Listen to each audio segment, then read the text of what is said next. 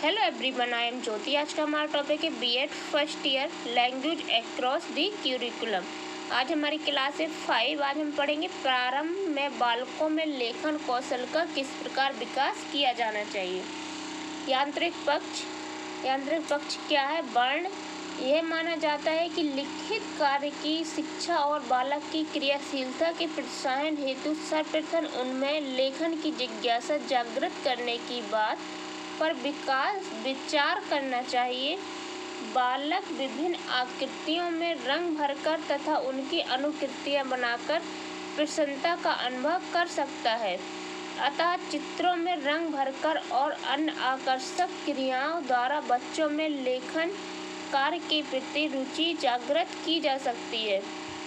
लिखना सिखाने के लिए बच्चों को वर्णमाला के अक्षरों को सुविधानुसार सिखा दिया जाता है तथा अक्षर ज्ञान हो जाने पर उन्हें मात्रा रहित शब्द लिखाए जाते हैं, जैसे कमल, कलम, जल आदि।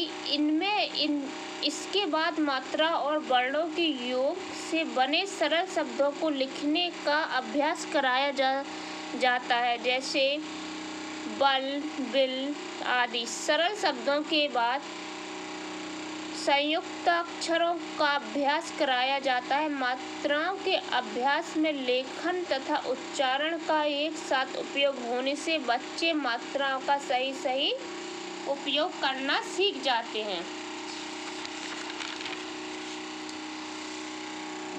वैसे यह देखा गया है कि अक्षर सीखने में बच्चे कोई विशेष रुचि नहीं लेते, क्योंकि वे उन्हें निरर्थक लगते हैं। अतः शिक्षाविदों का कहना है कि बालक को ज्ञान कराया जाना चाहिए। शब्दों को वस्तु के साथ या चित्र के साथ प्रस्तुत करना उपयुक्त रहता है। जैसे बालक चित्रों के साथ लिखे हुए शब्दों तथा विशेष अक्षरों को देखता है तो चित्रों के साथ शब्दों का भी उच्चारण अभ्यास करता है।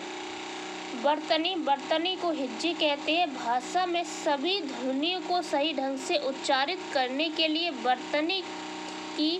बर्तनी की एक रूपता स्थिर की जाती है। बर्तनी संबंधी नियम निम्नानुसार हैं और इन्हीं के अनुसार बालकों को उच्चारण लिखने का अभ्यास कराया जाना चाहिए। नंबर 1, हिंदी के विभिन्न चिन्ह सर्वनामों को छोड़कर शेष सभी प्रसंगों में शब्दों से अलग लिखे जाना चाहिए। जैसे राम ने कहा स्त्री को सर्वनाम में उसने, मुझसे, हमसे, तुमसे, किस पर, आपको। नंबर 2, संयुक्त क्रियाओं में सभी अंगभूत क्रियाएं अलग रखी जाएं, जैसे पढ़ा, करता है, आ सकता है। नंबर 3, तक, साथ आदि अव्यय अलग लिखे जाते हैं, जैसे आपके साथ, यहाँ तक।